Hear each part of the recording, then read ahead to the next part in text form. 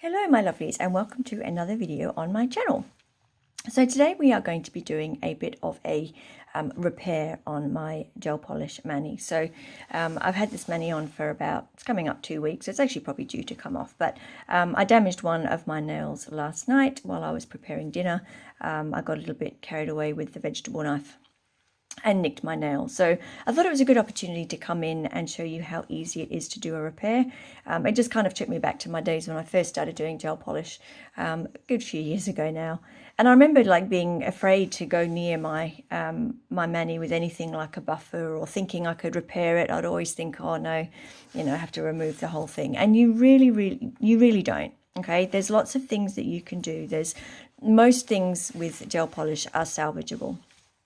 So what happened basically is I just ran the knife accidentally, obviously, down my nail. Hopefully the camera's picking this up, but I've got like a bit of almost like a graze down here where the knife has just very lightly skimmed the nail, and I can see that it's damaged the top coat, but none of the color. Like I can't even feel it. It's just a really light graze down the center of the nail. But as you can see, I've managed to take out a little bit of a chunk here, and I really don't like that, so I want to fix it up.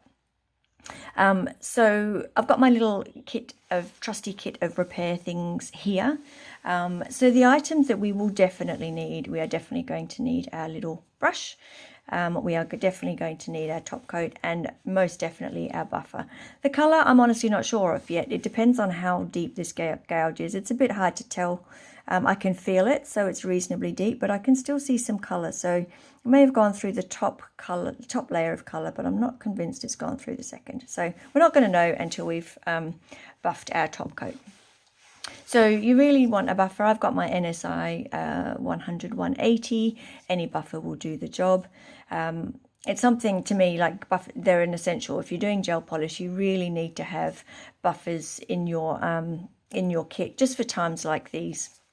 If you don't have a buffer and you've only got files, then use the highest grit file that you have. So 220 and then 180. I would not recommend using a 150 unless that's all you've got. But most definitely have a very, very light touch. I'm going to have a light touch with this buffer, and as you can see, it's well loved. It's really quite, it's not smooth. It's still obviously got a rough surface to it, but it's going to be a lot more gentle than a file is going to be. So all we're going to do is very lightly buff this top coat. I'm not trying to remove the top coat. I am simply removing the shine. So as soon as you see a section, where the shine has gone, move on. Okay, move on to the next section, because you're not actually trying to get down to the color layer. Now, the reason we have to do this is if I just came in with a new layer of top coat over the top of this nail, yes, I could have filled in this little dip here, and it would have looked fantastic for all of a few hours, or maybe if I'm lucky, I could get a day out of it. But what will happen, because gel needs to stick either to itself, like as in an inhibition layer, so gel that's cured but still has that tacky layer, or it needs a slightly roughened surface. It will not stick, certainly not to a high shine top coat, which is what this is. These nails are like super, super smooth. They're super slick. Then there's no way that another layer of gel polish is going to stick to it. So whilst it will look good initially, it will, over a very short period of time, just peel away, and you literally have your top layer of top coat peel off the layer below, which is not what we want. That kind of defeats the purpose of doing a nail repair. And yeah, just sort of while we're here, there's, as I said, there's very few things that cannot be salvaged when you're doing gel polish. If your mani's not quite going to plan what you had in mind, change your plan. Okay, do something different. There's always something you can do. You can either add another layer of color. If you've got buffed a bit too far into your color, add another layer of your color on the top. If you've done some finish filing and you've accidentally over-filed, that's where your nail art is fantastic. Put some glitter over it. Put a crystal where you've done, where something's not quite what you want, or stamp over it, or use a water decal or something like that. There's lots of options that are out there. There's very little that cannot be salvaged, or in this case repaired. I certainly don't need to take all this color and this mani off. And if I go a little bit too far, then I can just put an extra layer of colour on. And it doesn't matter if I'd use one of my fingers where I've got nail art, like this one, I've got some marbling. You know, what I could do is take one of my detail brushes. I can find one, so I could take a brush like this and just dip it in my firewood colour and, you know, just go around like that. You know, most things can be repaired, so it's just something you need to have a little bit of a think about.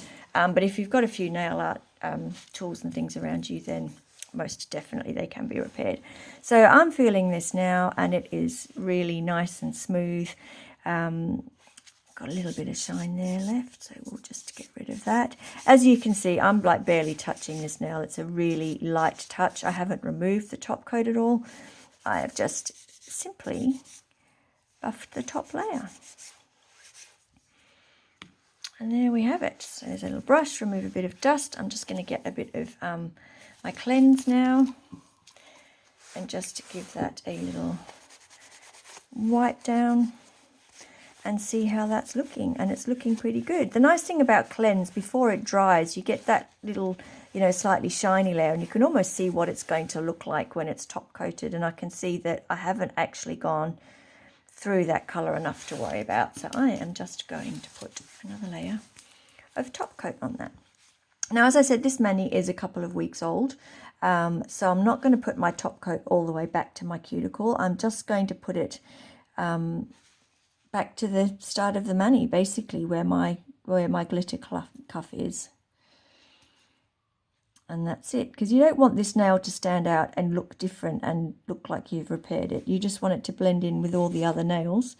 But you've just fixed it up now so that you'll be happy with it until you come in and do the next mani.